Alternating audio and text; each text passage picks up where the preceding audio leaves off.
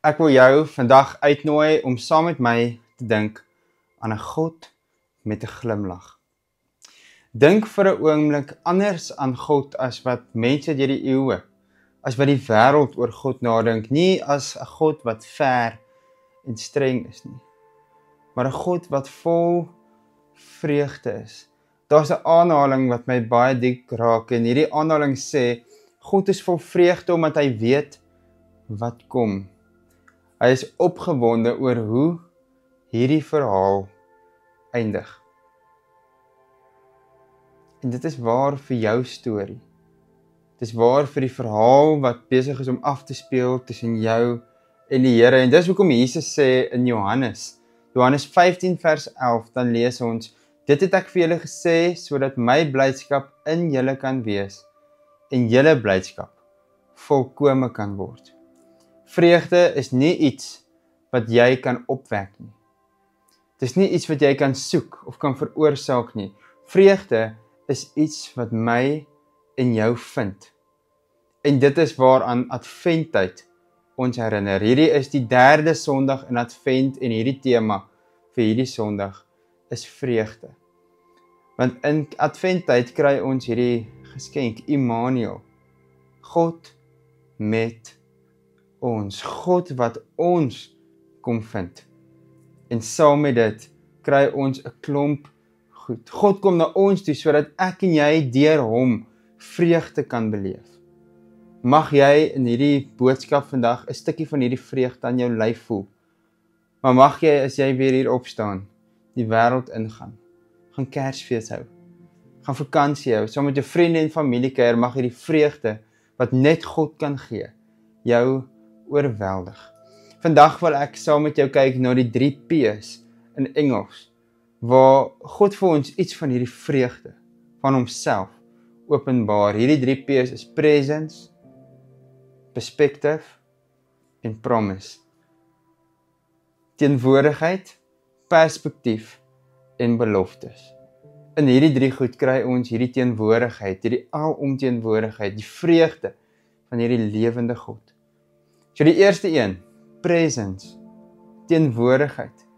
Nou daar's 'n eenvoudige sielkundige beginsel wat sê vreugde word gebore wanneer jy in 'n ander se gesig die boodskap sien, ek is bly oor jou. Sielkunde sê dat jy kan nie vreugde beleef as daar nie iemand is wat hierdie vreugde kan waarmaak nie. In die manier hoe ons ander mense interpreteer, beleef ons vreugde. Vreugde begin by 'n aangesig wat vir my en vir jou raak sien. Op ons eie gaan ons min vreugde hê. Sielkunde wys dat vreugde net deur 'n koneksie met 'n ander kan waar wees, 'n werklikheid kan wees, kan realiteit word. En kyk, in Genesis al steel die sonde presies dit. In Genesis 3 vers 8 tot 10 lees ons, toe hulle die geluid van die Here God hoor, het die mens en sy vrou tussen die bome in die tuin vir die Here God weggekruip. Maar die Here God het na sy mens geroep en gesê, waar is jy? En hy het geantwoord, ek het u gehoor in die tuin en ek het bang geword. En toe het ek weggekruip. En hier gebeur die eerste vreugdebreek, want mense kruip weg. Daar kom isolasie. Daar kom afstand. En dan kom skaamte. En dit bring by my 'n karakter waarna baie mense in hierdie Kerstyd, veral as hulle kinders het, weer opnuut na kyk. En dis die karakter van The Grinch. Daai groen mannetjie wat Kersfees haat. Nou The Grinch het eenkant groot geword en hy is gespot. En dit wat hy beleef het hom verbitter en hom laat glo dat hierdie Kersfees vreugde 'n valse leuen is. Alleen in afsondering hier op die berg Krampet het hy toegelaat dat sy seer kry hom verhard. En hy het sinies geword. Alles en almal was teen hom en daarom wou hy Kersfees steel sodat niemand anders hierdie vreugde kon hê wat die wêreld beloof met Kersfees nie. Want hy het geweet hy sal dit nooit kry nie. En dan onttrek hy en hy gaan bly iewers buite die dorp, as te ware in 'n grot. Hy vermy alle mense, hy glo dat niemand hom raak sien nie. Hy maak vir almal hierdie wêreld 'n slegte plek. Want sy gesig en sy hart is toegemaak vir mense, toegemaak vir vreugde, toegemaak vir alles wat mooi is. En dit is nie omdat die Grinch sleg is nie. Dit is omdat mense hom gewond het. Omdat hy seer gemaak is. Dit is omdat hy glo dat niemand vir hom kan wees nie. En ek dink my frustrasie is, my vrees is, baie mense leef so, self Christene. Selfs Christene leef so, asof hulle niks en niemand verdien nie. En met daardie selfde resting mad face, soos wat die kinders dit noem. Omdat niemand hulle nog ooit hier aan die binnekant oortuig het, God is vir my. God sien my en God is bly oor my. As jy dit nie glo nie, kan jy nie hierdie innerlike vreugde beleef wat net God kan gee nie, want Advent kon breek hierdie deur vir my en vir jou oop. Ons lees in Psalm 16, ek lees vir in vers 11. U sal my leer om reg te lewe, in u teenwoordigheid is daar oorvloedige blydskap. Uit u hand kom daar vir ewig plesier. Letterlik lees ons, in u aangesig is die volheid van vreugde. En die Grinch storie begin verander wanneer hy weer raak gesien word. Wanneer hy besef dat mense hom raak sien. En dieselfde kan met my en met jou gebeur, en dit bring ons by die tweede P, perspektief. Want hoe jy kyk en hoe jy sien verander alles. God bring vir ons 'n storie wat ons harte kan oopbreek. Want sonde het nie net ons verhouding met God verbreek nie, nie net hierdie band tussen my en die Here gebreek nie. Dit het hierdie hele verhaal verpletter. Ons lees in Genesis 3 vers 7, toe gaan hulle oë albei oop en hulle besef dat hulle kaal is.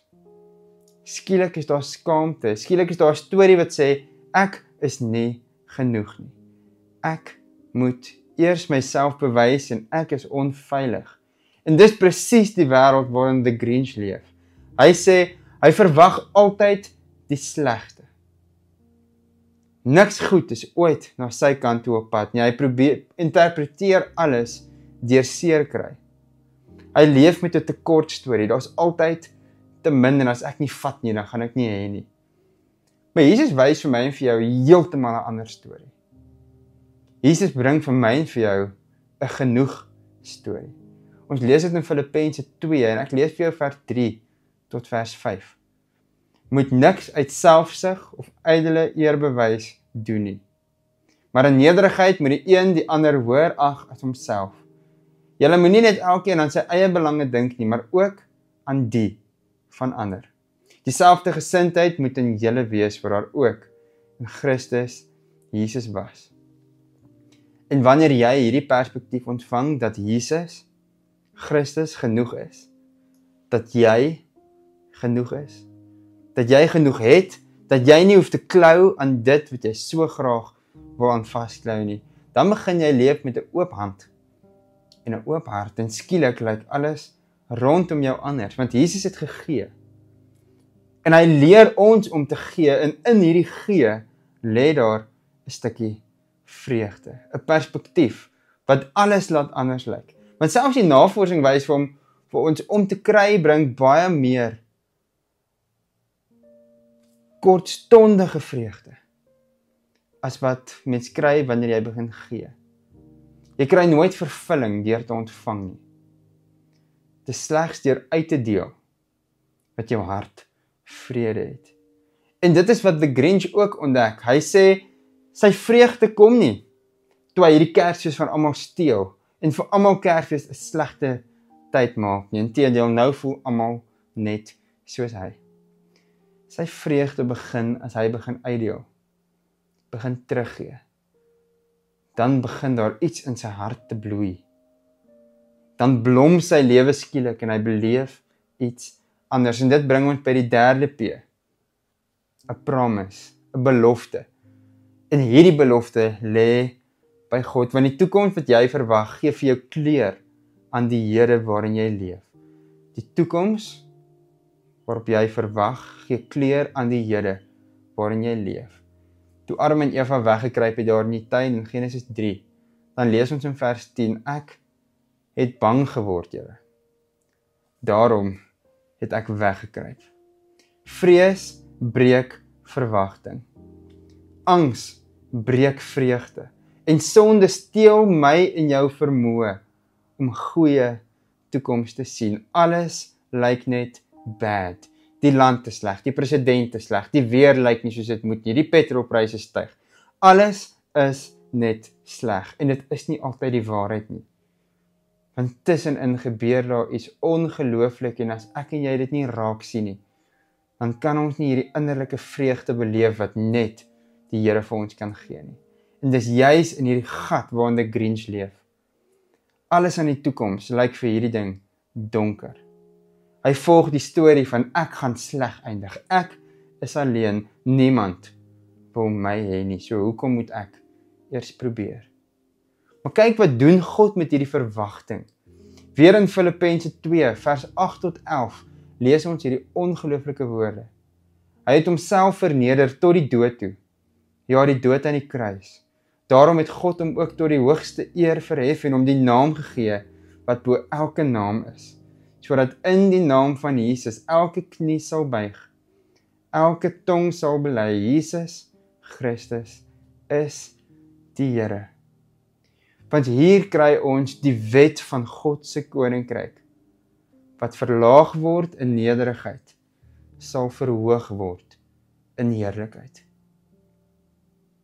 Wie homself verneder in nederigheid, sal Jesus verhoog in heerlikheid. En dit is wat God vir my en vir jou probeer leer.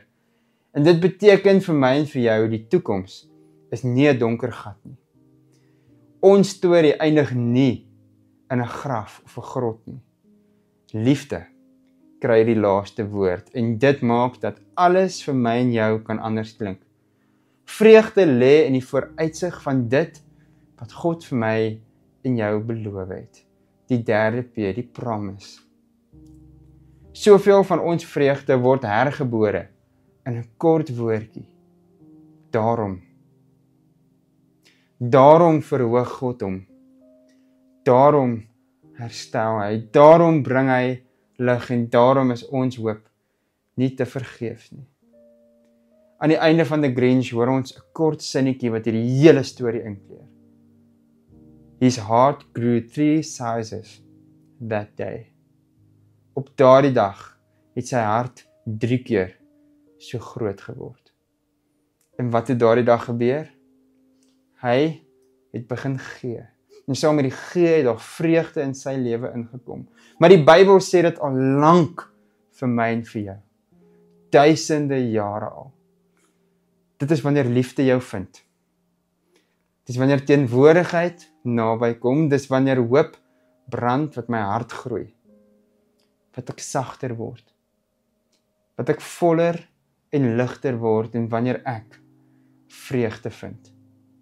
My gebed is dat jy in hierdie Kerstyd sal vreugde vind. Nie omdat alles skielik net met jou goed gaan nie, want dis 'n onrealistiese verwagting om te hê.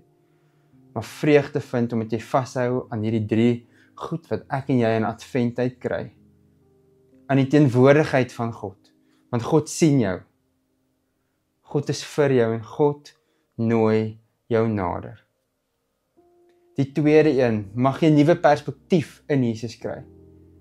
Want jy het genoeg in hom. Hy het vir jou genoeg gegee. Hy maak jou genoeg. Hy gee vir jou 'n nuwe storie. En die derde een, mag jy vashou aan Jesus se belofte van 'n goeie toekoms. Dat die einde van jou verhaal lig is en nie duisternis nie. En mag jy tussen hierdie 3 vreugde vind. Vreugde wat jou verstand te bowe gaan, nie omdat jy vreugde najaag of ontdek of opdruk nie. Omdat vreugde, die vreugde van alle vreugdes jou vind. Mag jy in hierdie dag genade en vrede beleef. Here, dankie dat ons vandag kan praat oor vreugde, Here, en kan weet, al waar ek vreugde kan kry, is in U. Here, dankie vir u teenwoordigheid. Here, dankie vir 'n nuwe lens waarna ek na die wêreld kan kyk en dankie vir 'n belofte. Here, 'n belofte van liefde, van voorspoed en nie teëspoed nie. Here, dankie dat u vir ons, u kinders, goed is. Here, verander ons sodat ons sal leer dat vreugde lê in die gee. Veral in hierdie feestyd wat ons so baie wil hê. Here, verander my hart. Verander my oë. En maak my vol met u teenwoordigheid. In u naam alleen. Amen.